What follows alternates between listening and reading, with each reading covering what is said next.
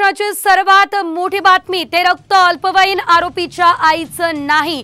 सूत्रांनी ही माहिती दिलेली आहे आणि ते रक्त दुसऱ्याच एका अज्ञात महिलेचं आहे अशी सुद्धा माहिती मिळाली आहे। आरोपीच्या रक्ताचे नमुने घेताना आरोपीचे आई वडील दोघेही त्या ठिकाणी उपस्थित होते।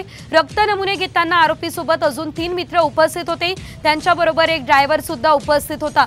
या सर्वांचे रक्ताचे नमुने घेण्यात आलेत। रक्ताचा नमुना तपासणीसाठी पाठवण्यात आला होता, तो त्याच्या आईचा नाही आणि दुसऱ्याच अज्ञात महिलेचा असल्याची माहिती समोर येते आहे।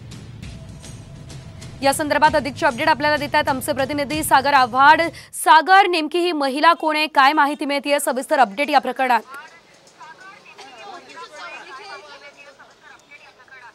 नक्की जर आपण पाहिलं तर धक्कादायक माहिती जी आहे ती समोर आलेली आहे। विधी संघर्षित बालक आहे, त्याच्या आईचं हे रक्त नसल्याचं आता पुणे पोलिसांनी कोर्टामध्ये सांगितलेलं आहे। त्याचबरोबर ही जी महिला कोणी होती तिचा शोध घ्यायचा आहे आणि तिचा शोध घेण्यासाठी पोलीस कोठडी हवी आहे। जर आपण पाहिलं या विधी संघर्षित बालकाचं रक्त घेतलं ते CCTVच्या खाली घेण्यात आलेलं नाही आहे। त्याच्याबरोबर त्याचे मित्र आणि ड्रायव्हर उपस्थित होता आणि अजून एक बाई उपस्थित होती असंही सांगण्यात आलेलं आहे। त्यामुळे पुणे पोलिसांकडून या महिलेचा शोध घेतला जातोय।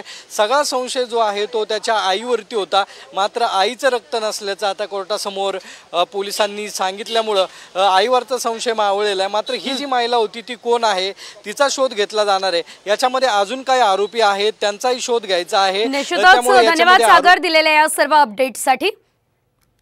तर आपण मोठी बातमी बघतोय, ते रक्त दुसऱ्याच अज्ञात महिलेचं असल्याचं सूत्रांनी सांगितलेलं आहे।